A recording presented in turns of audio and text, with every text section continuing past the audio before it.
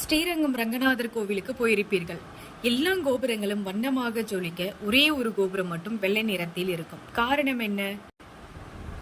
சுமார் 750 ஆண்டுகளுக்கு முன்பு அலாவுதீன் கில்ஜியின் தென்னிந்திய படையெடுப்பின் போது ஸ்ரீரங்கம் முகமதிய படைகளின் கொடூர தாக்குதலுக்கு உள்ளானது. ஸ்ரீரங்கத்தையும் ஸ்ரீரங்கன் திருக்கோவிலையும் காக்க ஸ்ரீரங்க படைகளும் மக்களும் பல நாள்கள் துலுக்கருடன் போரிட்டனர். ஆனாலும் கோவிலுக்கு புகுந்துவிட்ட முகமதிய படைகள் கண்ணில் பட்ட அனைவரையும் வெட்டி சாய்த்தார்கள். ஏராளமான பொன் வைர ஆபரணங்களை கொள்ளையடித்தார்கள். இன்னும் மதிப்புமிக்க பொக்கிஷங்களை தேடி அங்கேயே டேரா போட்டு இருக்கிறார்கள். நடந்துவிட்ட திடீர் விபரீதங்களை எண்ணி கண்ணீர் வடித்தனர்.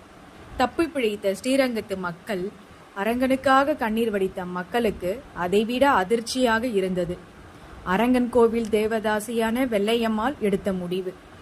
கோவில் கொள்ளைக்கு தலைமை தாங்கிய அந்த முகமதிய படை தளபதிக்கு ஆசை நாயகியாக இருக்க சம்மதித்து விட்டாள் என்பதுதான். இப்படி ஒரு முடிவெடுக்க இவளுக்கு எப்படி மனசு வந்தது? அரங்கன் புகழ் பாடியவள் எப்படி மனித அரக்கனிடம் மழங்கி போனாள் என்ற கோபம் அடைந்தார்கள்.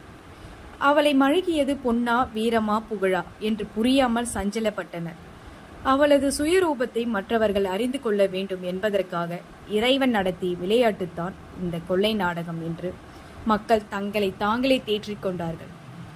நடுநசியை தாண்டியது நேரம். வெள்ளையம்மா தளபதியை சந்திக்க ஆசைப்பட்டாள். வழக்கத்தை விட தன்னை கூடுதலாக அலங்கரித்துக் கொண்டாள். உடன் கிளம்பிய தோழியை இருக்க சொல்லிவிட்டு இருட்டில் தனியாக சென்றார். எப்போதும் அவளது வருகையை முன்னறிப்பு செய்யும் கொலுசு அன்று மௌன கீதம் இசைத்தது. ஆம், இரவு நேரத்தில் படை தளபதிக்கு சந்திக்கப் போவது யாருக்கும் தெரியக்கூடாது என்று முத்துக்கள் கொஞ்சம் கொலுசுகளை கயிற்றிவிட்டாள் வெள்ளையம்மாள். ஸ்ரீரங்கம் முழுவதும் முகமதியர்களின் கட்டுப்பாட்டில் இருந்ததால் வீதிகளில் உள்ளூர் மக்களின் நடமாட்டம் சுத்தமாகவே இல்லை. முகமதிய படை வீரர்கள் மட்டும் ஆங்காங்கே காவல் பணியில் இருந்தனர் என்பதை விட, இருந்தார்கள் என்று சொல்வதை விட தூங்கி வழிந்தார்கள் என்றுதான் சொல்ல வேண்டும். கோவிலை கைப்பற்ற கொடூரமாக போரிட்ட கலைப்பில் அதிகமாக மது அருந்திவிட்டு மழங்கி கிடந்தனர். ஆனால் பலரையும் எளிதில் தாண்டி போனாள் வெள்ளையம்மா. ஸ்ரீரங்கம் கோவில் மண்டப பகுதியில் கூடாரம் அமைத்து தூங்கிக் கொண்டிருந்த தளபதியின் குடிலுக்கு நுழைந்தாள். அந்த நேரத்திலும் சுதாரித்து கொண்டு விசுக்கென எழுந்தான். யாரது என்றபடி தீப்பந்தனை உழர்த்தினான். வணக்கம் தளபதியாரே, எழிலாக கும்பிட்டாள் வெள்ளையம்மாள். ஓ, நீயா? இங்கே ஏன் வந்தாய்? தகவல் அனுப்பியிருந்த நானே உன் இல்லம் வந்திருப்பேனே என்று அவளை தொட வந்தான். அரசே, இது அரங்கனின் வீடு. இங்கே என்னை நீங்கள் தொடக்கூடாது. என் இல்லம் வாருங்கள், ஆசை தீர இன்பம் பெறலாம். ஆனால் அதைவிட ஒரு முக்கியமான சங்கதி கேள்விப்பட்டேன். அதை சொல்லத்தான் ஓடோடி வந்தேன் என்றான். அப்படி என்ன செய்தி? இங்கே நீங்கள் எதற்காக படையெடுத்து வந்தீர்கள்? எதிரிகளை வெற்றி கொண்டு செல்வங்களையும் கன்னி பெண்களையும் மற்றும் அழகிகளையும் அள்ளி செல்ல வேண்டும் என்பதுதான் எங்கள் படையெடுப்பின் ஒரே நோக்கம் என்றான் படைத்தளபதி. வெற்றி அடைந்து விட்டீர்கள், செல்வங்களை எடுத்துக்கொண்டீர்கள். ஆனாலும் ஏன் இங்கே இருக்கிறீர்கள் என்றாள் வெள்ளையம்மாள். விலை மதிக்க முடியாத செல்வங்களை புதையலாக ரகசிய இடத்தில் வைத்திருப்பதாக கேள்விப்பட்டோம் என்பதை எடுக்கத்தான் காத்திருக்கிறோம் என்றான் படைத்தளபதி. நானும் அதற்காகத்தான் வந்தேன். என்ன உனக்கு இந்த ரகசியம் தெரியுமா? மெல்ல பேசுங்கள். ஐம்பொன் சிலைகளும் வைர மாலைகளும் முத்து மணிகளும் பாதுகாப்பாக இங்கே இருக்கின்றன என்பது எனக்கு தெரியும். எங்கே என்று சொல். உன்னை என் நாட்டுக்கு அழைத்து சென்று பொன்னாலேயே அலங்கரிக்கிறேன். தளபதியின் முகத்தில் ஆர்வம் எண்ணியது. அதை சொல்லத்தான் வந்திருக்கிறேன். ஆனால் ஒரு நிபந்தனை. அதை நிறைவேற்றுவதற்காக நீங்கள் சத்தியம் செய்து கொடுத்தால் அந்த இடத்தை காட்டுவேன் என்று செல்லமாக குஞ்சினாள் வெள்ளையம்மா. சொல் வெள்ளையம்மா, புதையலுக்காக உனக்கு என்ன வேண்டும்? எனக்கு எதுவும் வேண்டாம். ஆனால் அந்த புதையலை நான் பார்க்க வேண்டும் என்று ஆசைப்படுகிறேன். அதனால் நீங்களும் நானும் மட்டும் முதலில் சென்று பார்ப்போம். அதன் பிறகுதான் நீங்கள் மற்றவர்களுக்கு சொல்ல வேண்டும் என்றாள். இவ்வளவுதானா? பெண் புத்தி என்பது சரியாகத்தான் இருக்கிறது.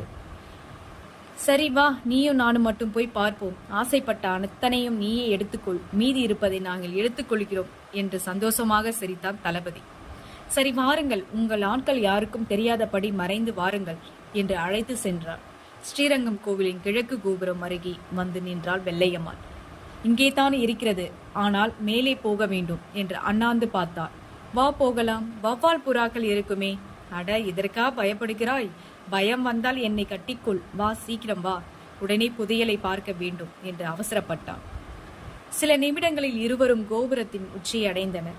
இரவின் நிசப்தை கலைத்து கொண்டு சலசலத்தபடி தூரத்தில் ஓடிய காவிரி ஆற்றின் இரைச்சல் கேட்டது. குளிர்ந்த காற்று கொஞ்சம் நடுக்கம் கொள்ளை செய்தது. கோபுரத்தின் உச்சியில் இருந்தபடி இரவு நேர ஸ்ரீரங்கத்தை அழகை ரசித்த பார்த்த தளபதி வெள்ளையம்மாளிடம் உற்சாகமாக பேசினார். ஆஹா, அற்புத தரிசனம் வெள்ளையம்மா! இந்த கோபுரத்தின் உச்சியில் இப்போதுதான் முதன்முறையாக ஏறி இருக்கிறேன். இந்த இடத்தில் இருந்து உங்கள் ஊரை ரசிப்பதற்கு 2 கண்கள் போதாது, அத்தனை அழகாக மின்னுகிறது.